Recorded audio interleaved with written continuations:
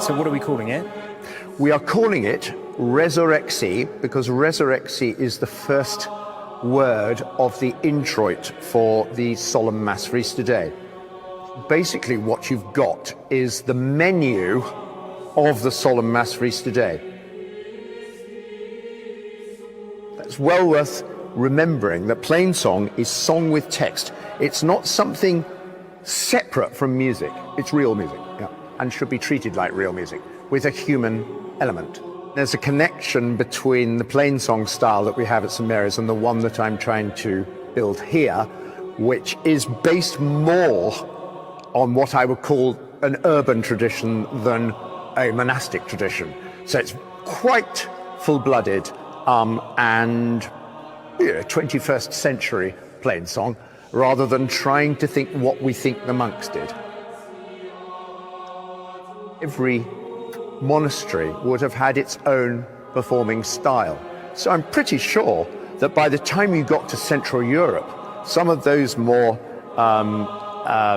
out-of-the-way monasteries might have had, if they had strong singers, might have had the kind of style that we're doing. The Mozart Mass that we're singing is a piece I know really well. We sing it a lot, especially for big festive occasions at church. It's a real treat to be able to do it with an orchestra, and such a fine orchestra as this, and such a great choir. Hearing the horns, we've just been recording the Victime Pascale of Michael Haydn. I'm just hearing, just as a three-note introit to a forte section. So you go,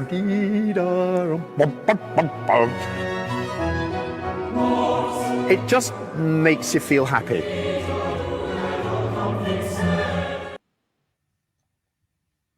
Good evening, everyone, and I am hugely delighted to welcome you to this session this evening. My name is Emma Pauncefort, and I am Director of CRD Records, and I'm joined by my fellow director, Tom. Good evening, everyone. Thank you so much for joining us.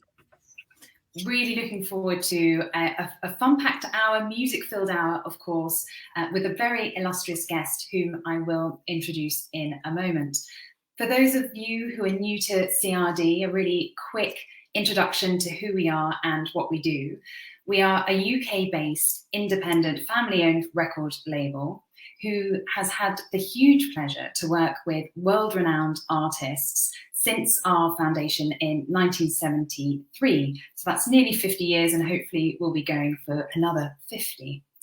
And of course, over that period, we have navigated so many different ways of connecting our artists with listeners. We've had the vinyl, then cassette, we've had CD, then of course we've had the digital revolution, which has made opportunities such as this to connect in real time our artists and our listeners, wherever they may be across the globe, in hopefully a really meaningful and enriching way.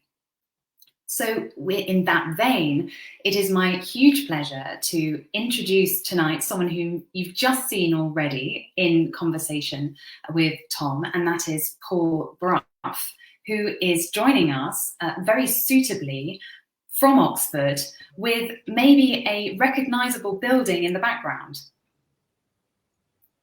Paul, maybe you can tell us where you are. I am sitting in my study. In between me and the red brick building that's the terrace outside my study. Actually, that is a window. You can't quite see that that's all glass. It looks as though I'm sitting outside, just about. But there you see the west end of Keble College Chapel, which is obviously A, where I work, and B, where we did the recording. This balcony is fantastic because when the choir, particularly in the summer, if the choir has a service and then it has a dinner afterwards, they come up here for their sherry beforehand as the sun goes down. It's all too romantic for words. What a stunning setting. What a stunning setting. So I get to now fill in on your superb biography and background and what happened up until the recording moment. So Paul is Director of Music of Keble College, where he's not Zooming quite, but live streaming to us this evening, and also Director of Music at St Mary's Bourne Street in London's Belgravia. Paul's also been a professor at the Royal Academy of Music, not too far from us in London, over here in the UK. He's guest conducted many world-class orchestras and also overseen many a choral broadcast. I think it was 60 at the last count, was it, Paul? I think you've added a few since then. 60 with the BBC singers on their own, and other things too, yeah. Yes, and including Keeble, who was broadcast on Radio 3 relatively recently.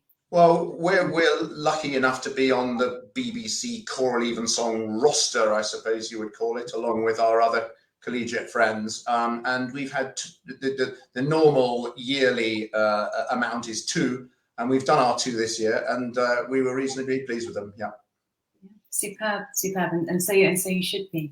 So for tonight's purposes, of course, Paul, you're taking on the very important extra position of having been the real brainchild behind this superb concept, which came to the album, which is Resurrexi, Easter in Vienna with Mozart and the Haydn brothers.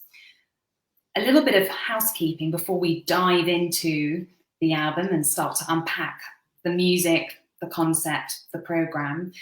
You should have the facility, those of you who are joining us either through the CRD Records Facebook page or the Naxos page, to ask questions. And please do ask us any question you have about the music, the program, the album itself, indeed what happens at Keeble.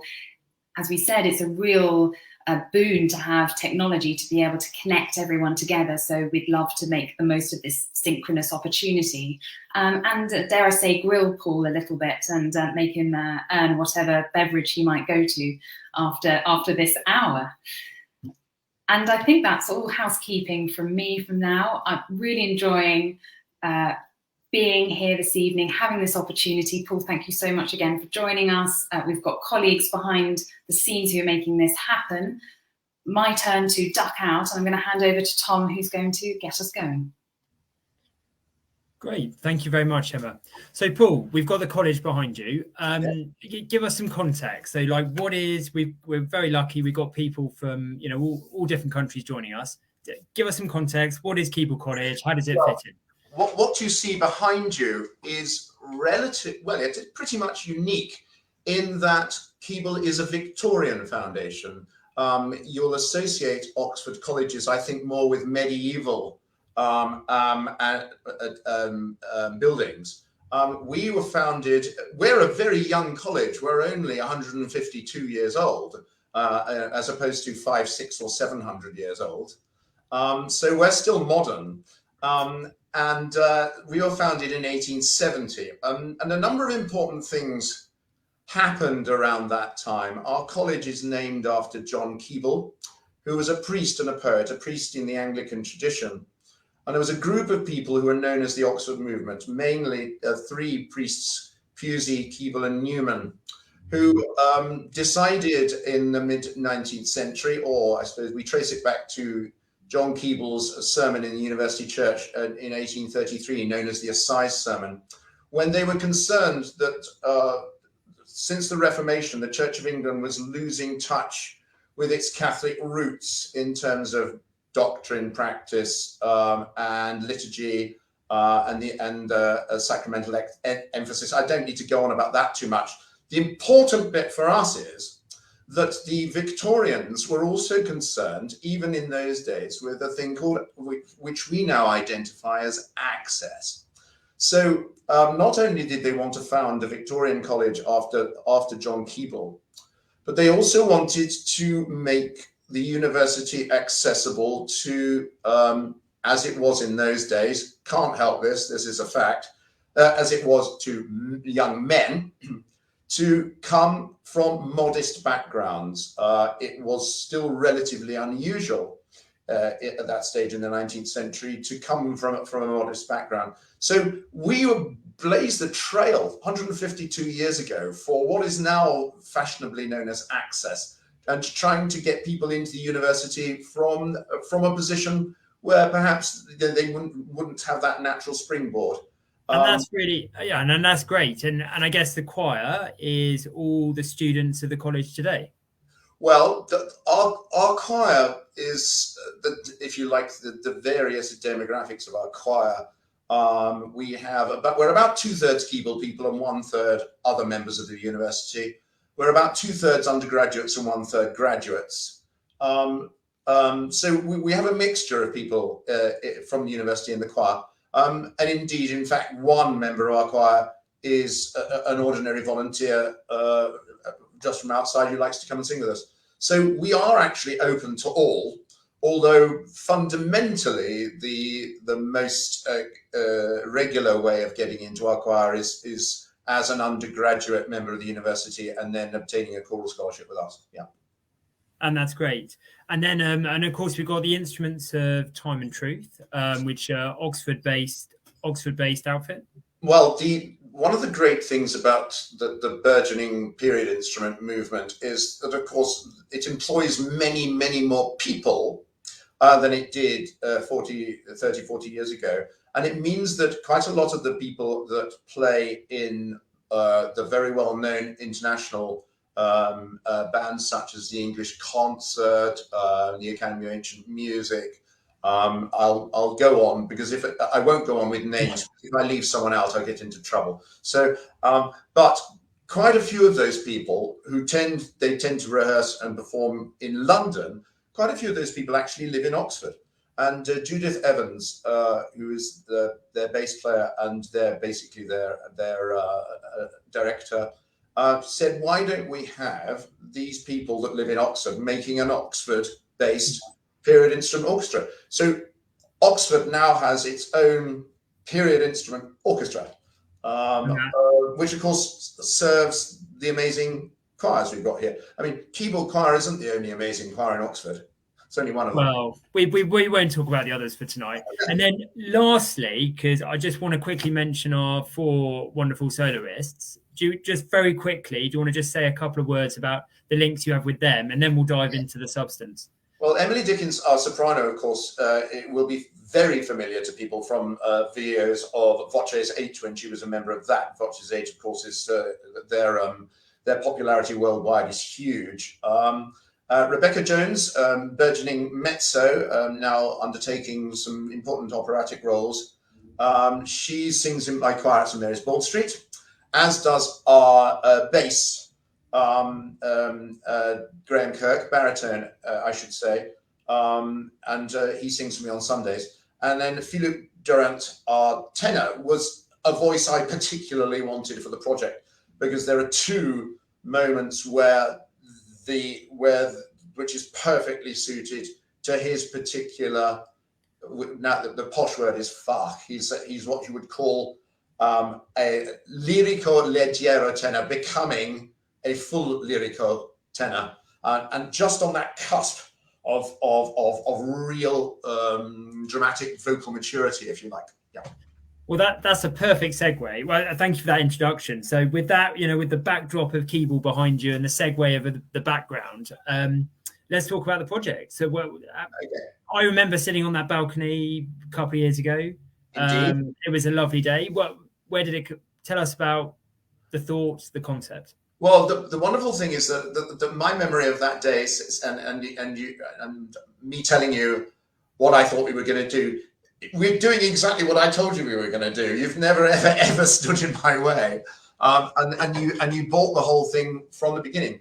Well, my predecessor, I was very lucky here. I inherited a very good setup from my distinguished predecessor, Matthew Martin, who now runs the music at Gonville and Keys in Cambridge. And he did 2 very successful discs with you, the second of which was a Christmas disc. Now, tradition is not only an old thing, tradition can be a young thing. So I thought, well, how can I best carry on the tradition? So we have that wonderful Christmas disc that Matthew did, Ave Rex Angelorum. And I thought, well, if we did a nice Christmas CD with CRD, why can't we do a nice Easter one?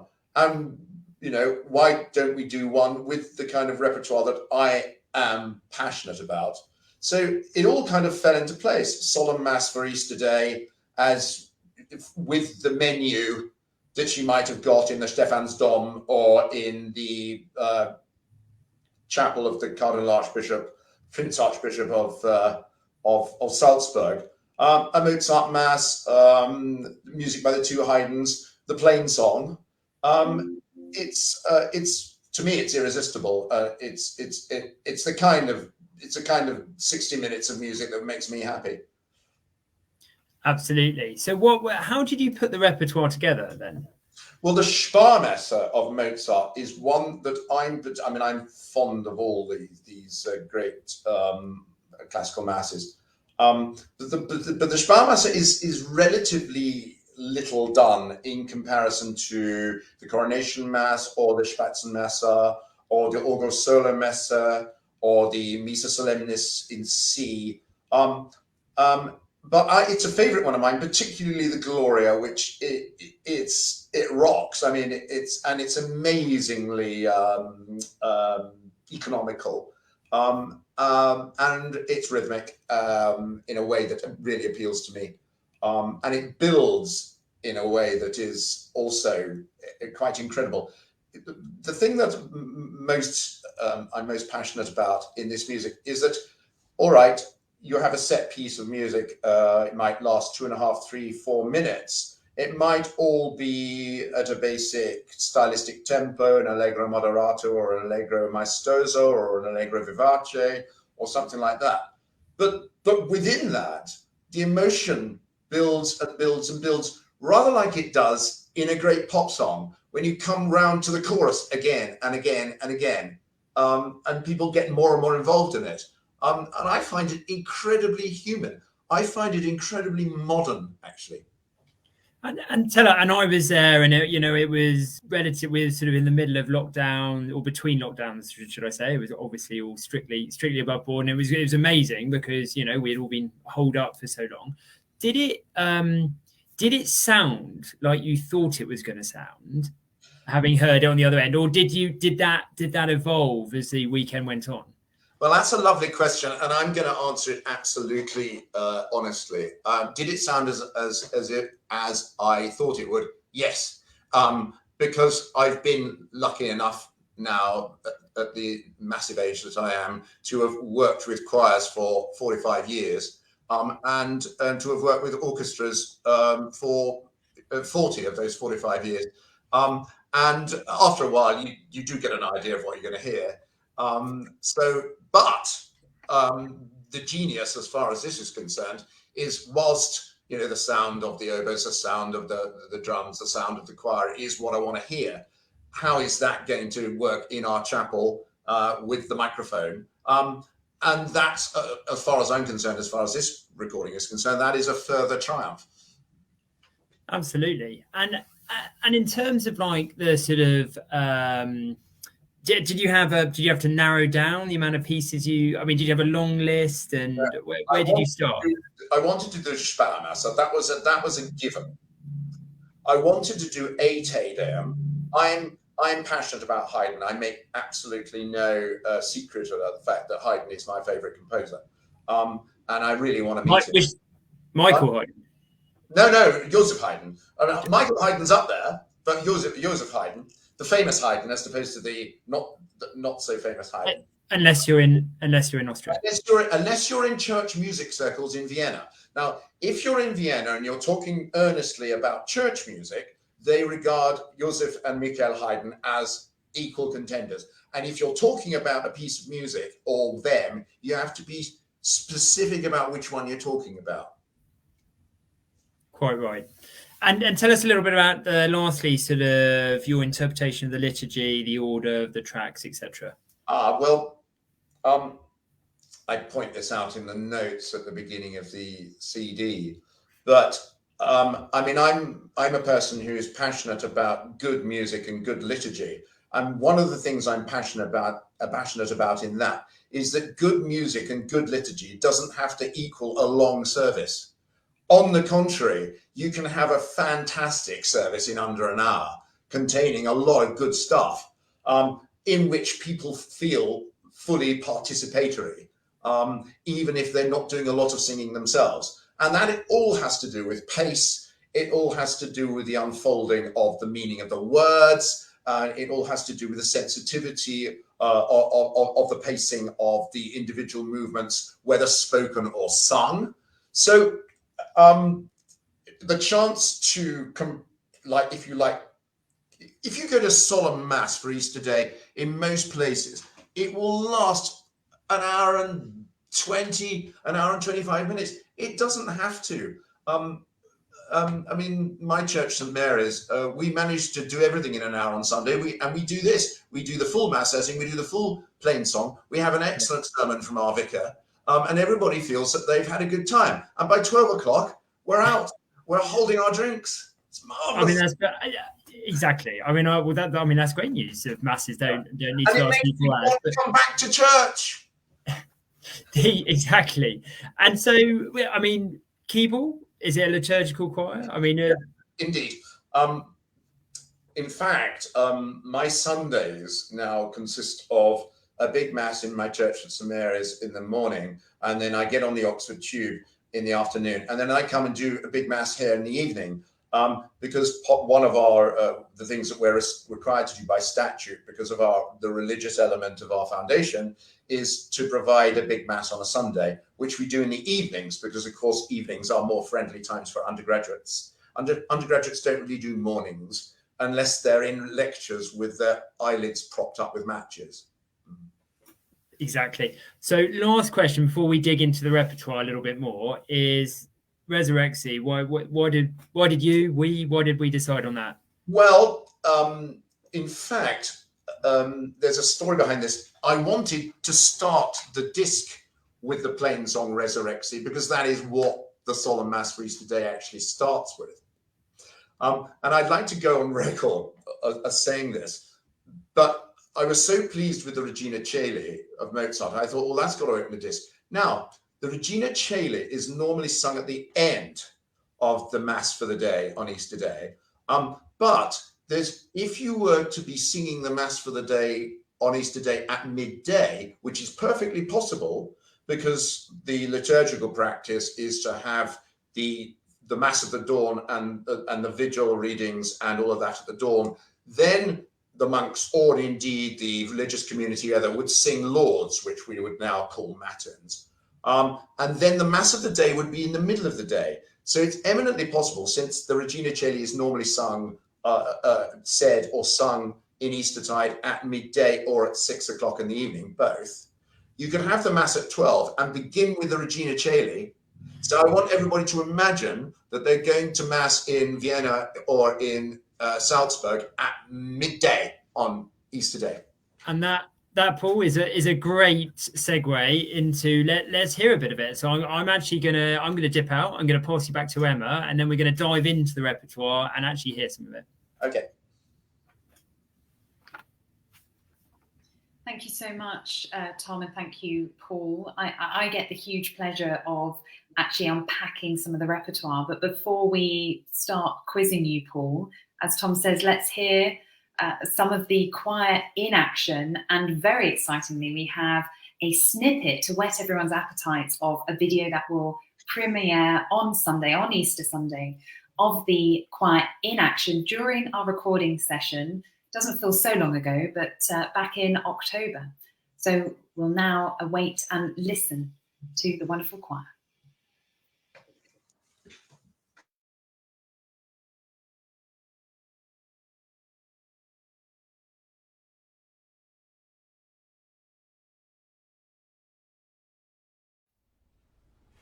Regina Caeli, Regina Caeli, Regina Caeli,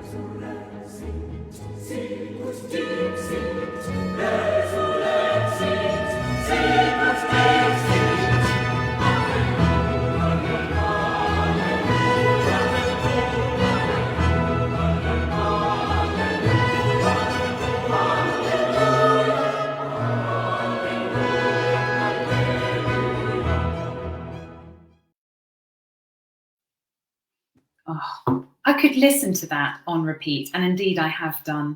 It's so beautiful, isn't it? Well, well, you see, what they're doing is they're talking to the same woman that stood at the foot of the cross and watched her son die. And they're saying, well, cheer up, girl, it's all right now. Quite the message, and done with so much colour and word painting. So I wonder, maybe, Paul, I wanted to dive into some of the musical features, but actually, before we even get to the music, maybe we could talk about the opening breath. We could have quite a discussion about it. You can't sing unless you breathe first, you know. Absolutely. So I'm sort of thinking back to, I won't call names of who asked the question of whether we should keep the breath in the recording. Oh, it's part of the music. It's part of the music.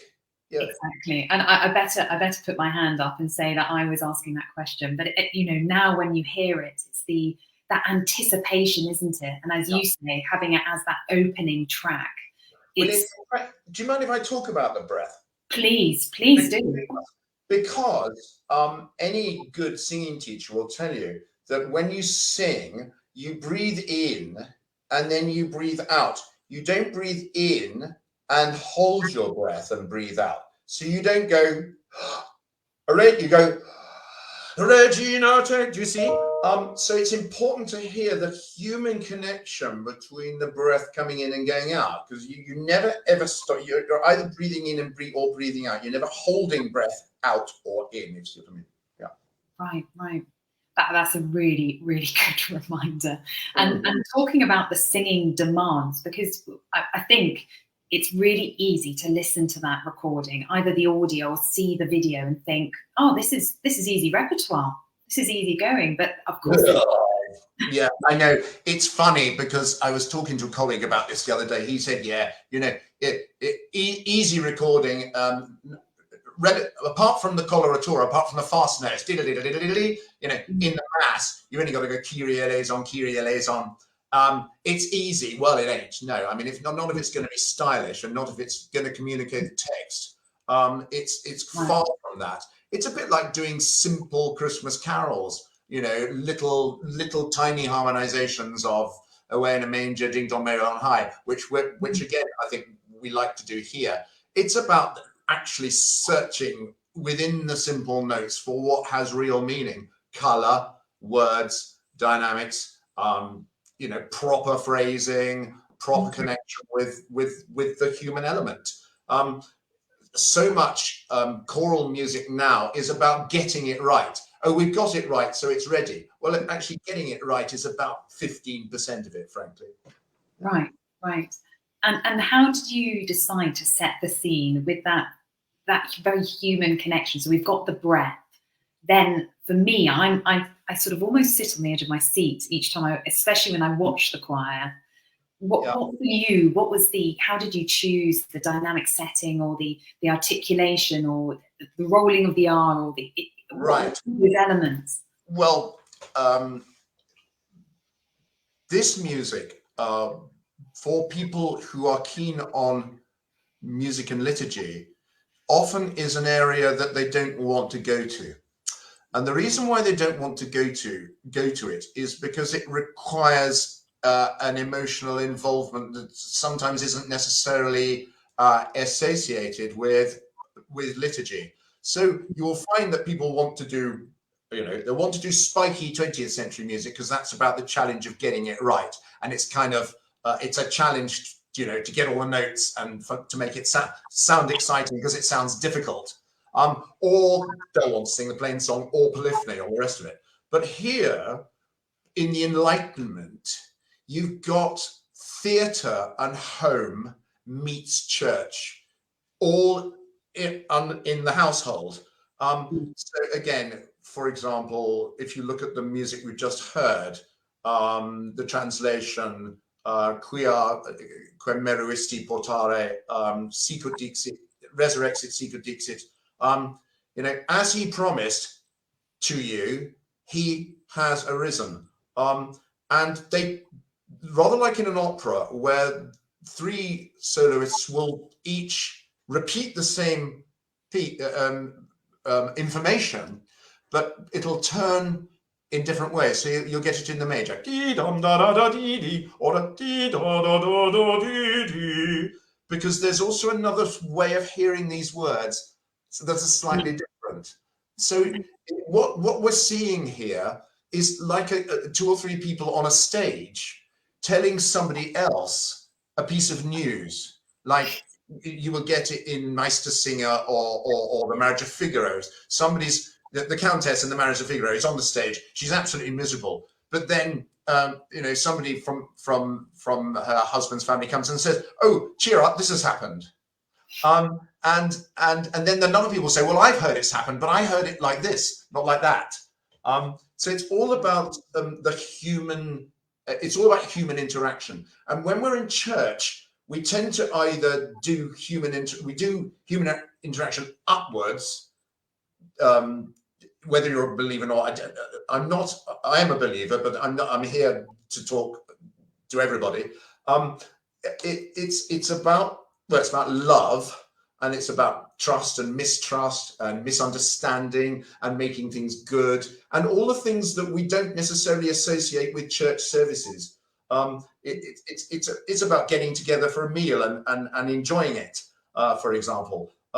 It's human and it's theatrical, and it's about people and their real problems. That's why it appeals to me. And that point about the dialogue across the choir, between the soloists, between the instruments as well, maybe we can unpack that a little bit about the placement. So why did we place the soloists behind or in front of the orchestra behind you? Well, essentially, what we've got is our four principal characters at the front of the stage, in discourse with a commentating chorus. Choruses in the Great Enlightenment operas tend to commentate. Take the first chorus in The Marriage of Figaro, where they all come on and just say, "Hello, lads and lasses, let's all have a jolly dance because it's a bank holiday," It's a sort of comment on how the principals are feeling. We know how you're feeling, or tell us how you're feeling. It's like a Greek chorus almost, isn't it? Oh, we've got that overhang. Are there any moments in that opening 3 minutes, or nearly 3 minutes that we had just there, that you think are moments to watch out for, that are particularly innovative on Mozart's part, or even maybe mirror something that's really emblematic of that age? Well, the piece, the Mozart opera that this is most like, and if you spot this in Mozart's church music, that he quite often will write a church music movement, a mass movement, or a motet, and then you'll find the material recurring somewhere else. The two most, I'll just digress slightly to give you what I mean. In the Missa Solemnis in C, the Agnus Dei there becomes Porgi Amor in Don Giovanni, and in the Coronation Mass, that Agnus Dei becomes Dove Sono in The Marriage of Figaro, both of which are great moments of denouement and the revelation of information about what's important and what's going to happen next. And in this piece, in the Sparmessa, in the Regina Coeli, it's very like the last act of Seraglio, which makes me laugh, of course, because Seraglio is set in a brothel. But actually all comes good in the end. But all of these rushing,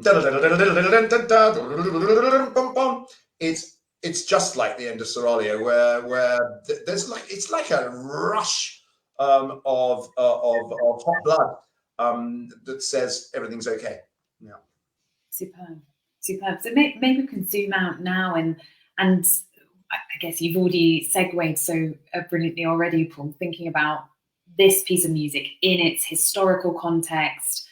We're talking latest 18th century. There's been huge changes in the way people are thinking, sharing ideas, challenging doxa across Europe. There's in empires being fastly built. I've got to interject at this point because, of course, in the operas of Mozart, particularly Don Giovanni, where there's a study of three very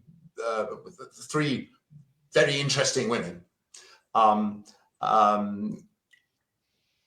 In the gospel story, I mean, who was around when the stone was moved? The women.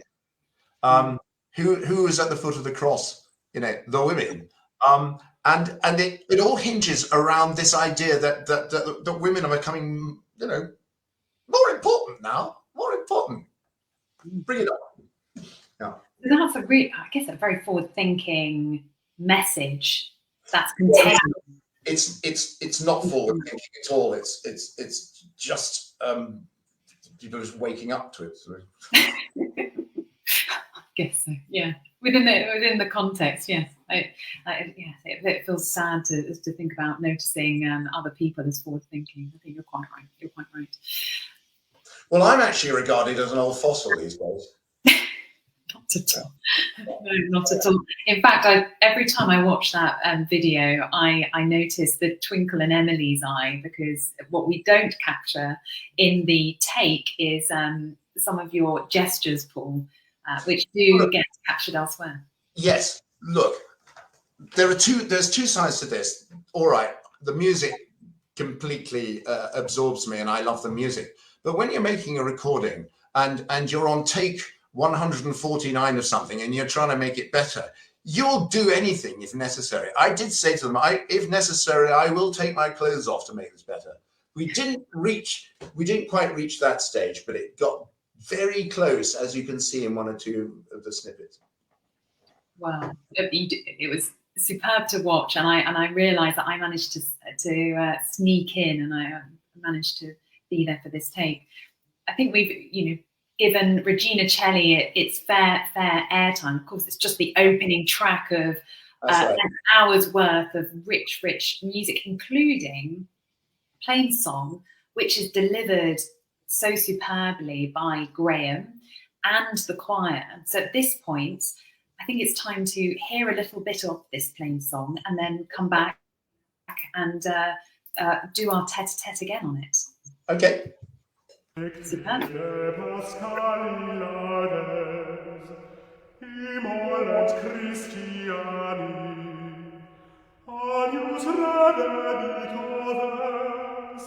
Christus innocens patri, reconciliavit peccatores, mors et vita duello, conflixere mirando, dux vita mortus regnat vivos, dic nobis Maria, quid vidisti in via, sepulcrum Christi viventis,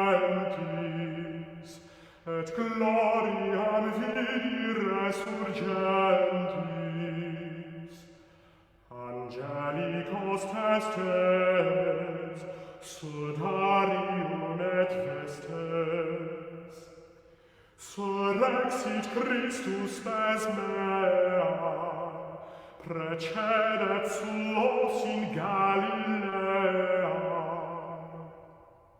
Scimus Christum surrexis a mortuis vere, tu nobis victor rex miserere. Amen. Alleluia. Gosh, it's so arresting how Graham delivers each piece of that liturgy. Over to you, Paul. Where do you start? Well, I'm spoiled because I get to hear Graham sing this every Sunday morning. But, and here's the point, We sing our plain song in English at St. Mary's. Now, there'll be many people listening who will think, you know, well, you don't pronounce modern Italian church Latin as precisely as that when you're singing plain song. Plain song in English is a nonsense. But in the end, what we're talking about here is song. And song has words. And words are pronounced by human beings, one to another. So in the end, any mode of pronunciation, if it communicates to another person, is valid. So, you know, okay. Sorry, I'm hearing some noises. So you will see grammar. It's glory. Well, I mean, glory is a word we can hear. Why wouldn't you go? It's gloria. Well, it's gloria. The more cerebral, the more prosaic, monastery type performance of plain song. Yes, that's equally good. This is good, and that's good. This is not a meritocracy. I'm trying to re-proclaim things a bit so that we can get more people in. And I think that comes back to your opening message in the notes, which is really unpacking why do this repertoire now. Mozart, there's a fair amount of Mozart and recordings. The Schwanmesse has been recorded before. The plain song intermissions, not like this, but as you say, it's our role to proclaim afresh, which I always come back to in your notes, this repertoire with that fresh perspective and also what comes from being in the space. What we want is for people, this sounds a bit beanbaggy and a bit open-toe sandal and a bit beardy, but we want people to have an experience. We would like them to put on the disc and listen to it from beginning to end and maybe think, yeah, there's more to this than I thought. Mozart's harmony is relatively simple, and it's the simplicity of the harmony that makes many intellectual musicians very suspicious of it. They think that it's shallow and facile and a little bit silly. It's actually far from that. It's deep, deep, deep is this stuff. And what we're experiencing here is joy. And you can only experience joy if you have first suffered pain. So yeah. That's a really, really important point. And I think going back to the rationale behind having the plain song interspersed between the Schwanmesse, yes, you have it as the liturgy for Easter Day.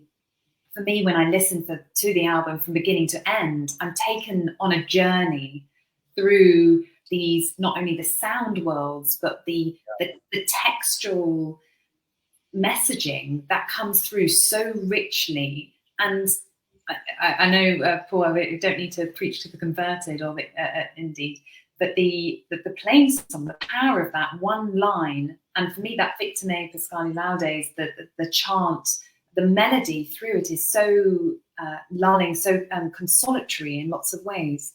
And yet it's in a minor tonality. We need to be careful with technically we need to be careful with the words we use when we talk about key or mode in this music, because things are settling in a different way. But in fact, the tonality is on the minor side, if you want to say it, the difference between major and minor. It is extraordinary. If you look at particularly Schubert and Bruckner, they are able to write incredibly sad music in major keys. And here we've got incredibly joyful music in a minor key. And that, again, is an example of human complexity. Absolutely. And what do you think is the power of juxtaposing the plain chant, with the Haydn, which comes afterwards, which is very joyful, which it has a slightly different take?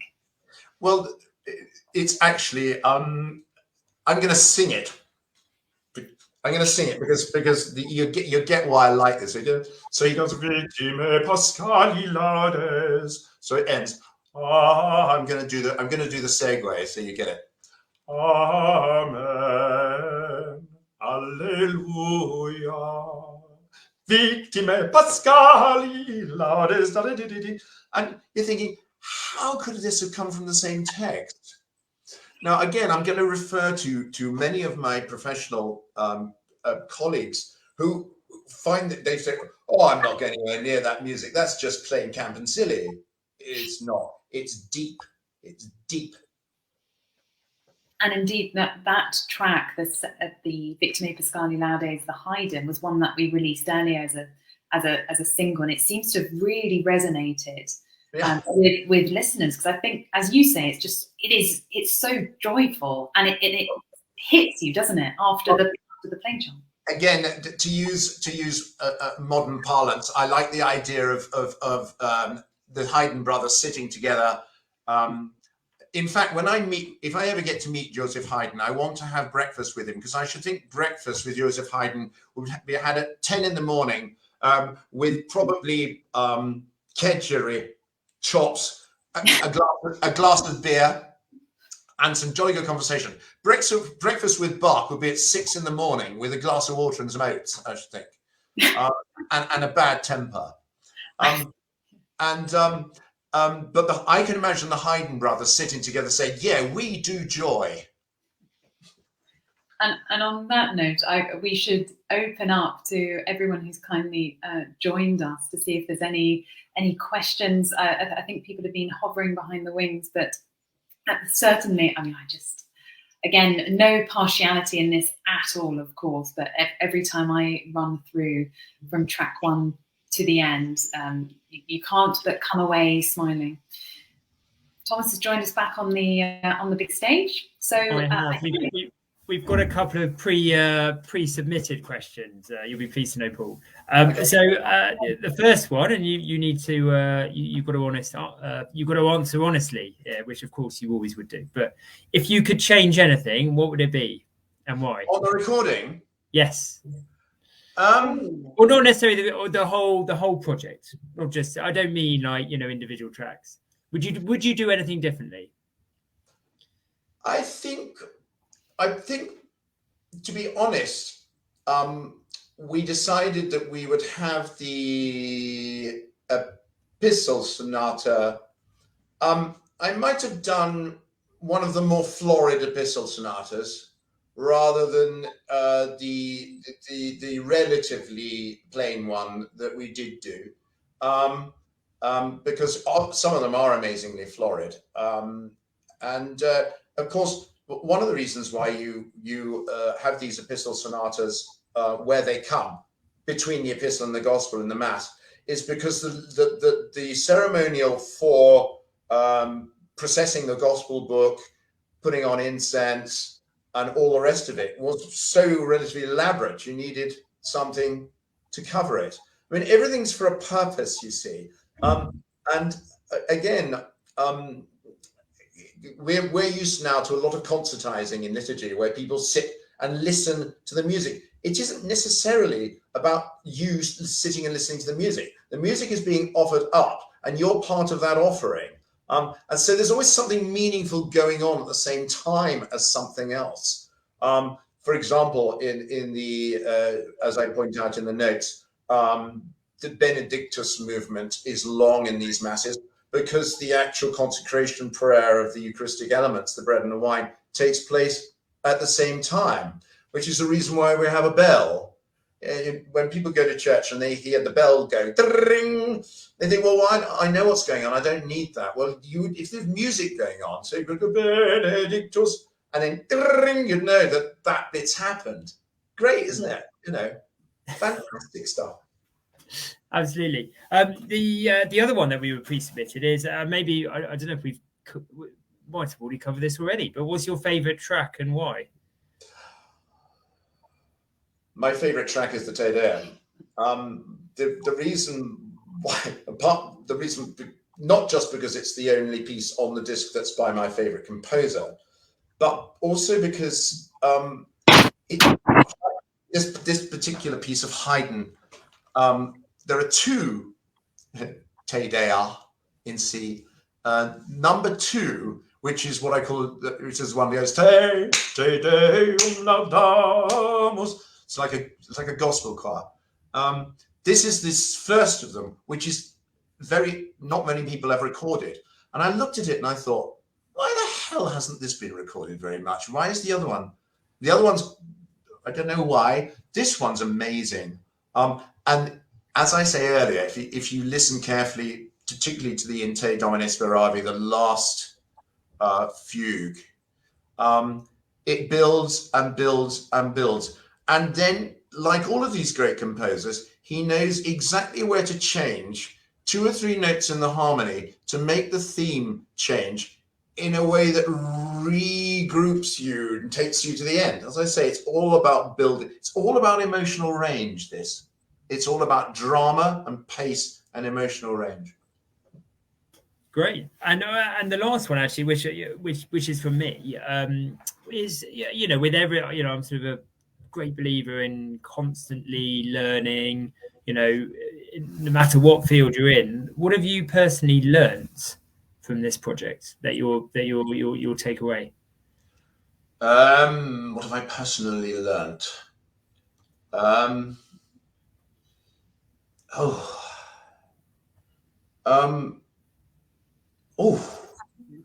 Gracious.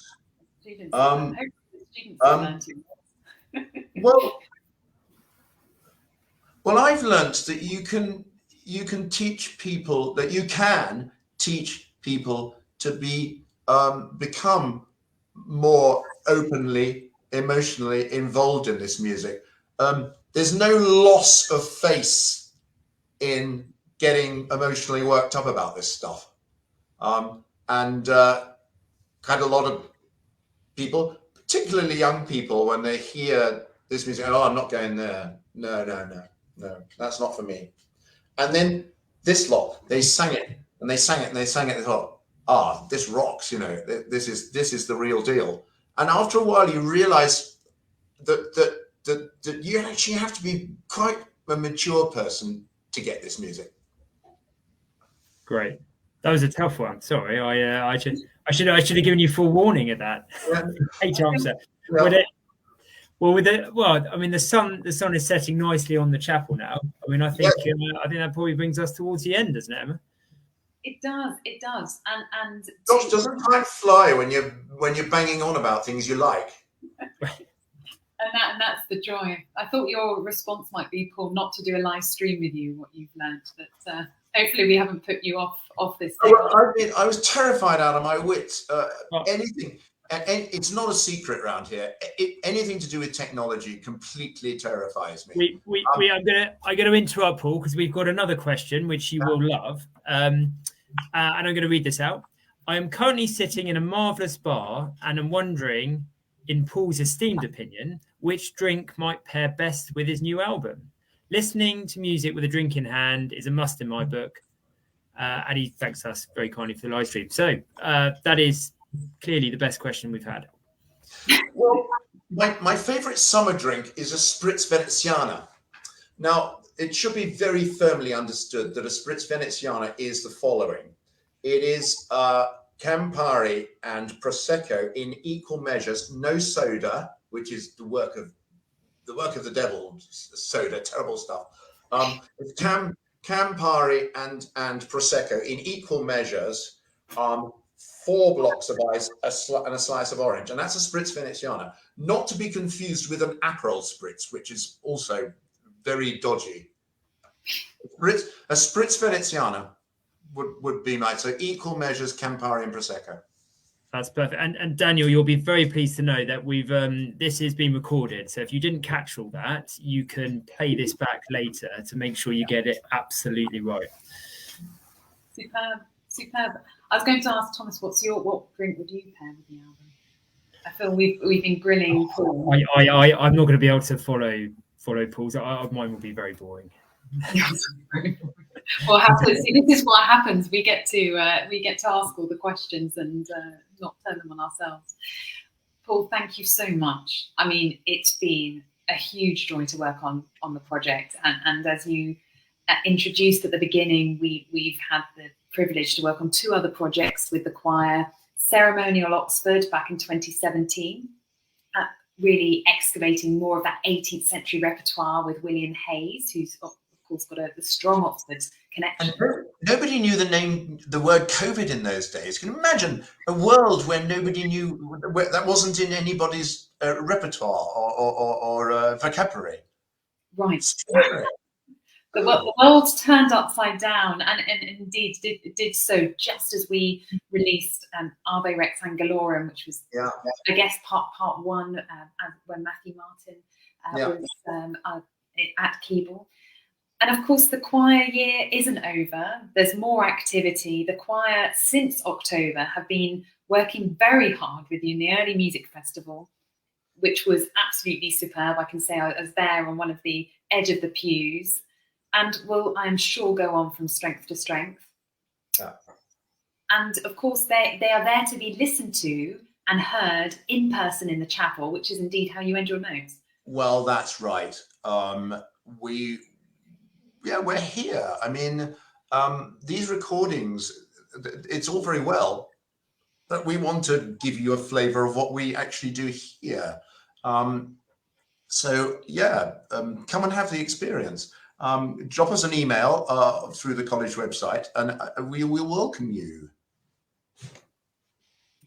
Superb. And in the meantime, you can head through to our website, www.crdrecords.com, to get all of the links that will take you out to Spotify, Apple Music, Deezer, Adagio, wherever you would like to listen, or indeed buy a physical thing to listen to music on. The CD is available everywhere also. At our website, you can also sign up for updates. Everything continues. We've got more releases coming out in the next few weeks and coming months. And hopefully we might be able to work with Keeble again. So at this point, without further ado, I think everyone's got to reach for their drinks cabinet, perhaps with some musical accompaniment, which we've now unpacked and perhaps can listen to in a very refreshed way. Thank you so much again, Paul. Thank you to Thomas, who's been fielding half the questions. Hello to anybody who's there that I either don't know or do know. Oh, how extraordinary. I'm just looking into the ether, and there could be anybody out there, but hi, hello. Thanks for coming. Absolutely. Thank you to everyone who's joined us, and we should say thank you to Emmy from Naxos, who has made this all work absolutely seamlessly without any concern on our part of all the technical hitches that we've all experienced over the pandemic. And she's in Nashville. She's in Nashville, and I thought that was where Elvis Presley was from, but he was from Memphis. So I don't know everything, you see. I get some things wrong. Well, there you go, Paul. There is something you've learned from this project. Exactly. Thank you so much to everyone again. I guess we can wish people a tentative happy Easter as we're starting to roll into Holy Week. We really do hope you enjoy the album and enjoy all of the other work of Keeble. Please do go and visit. Have a good evening. Lots of love. Thank you. Bye. Regina C'è, Regina C'è, Regina C'è.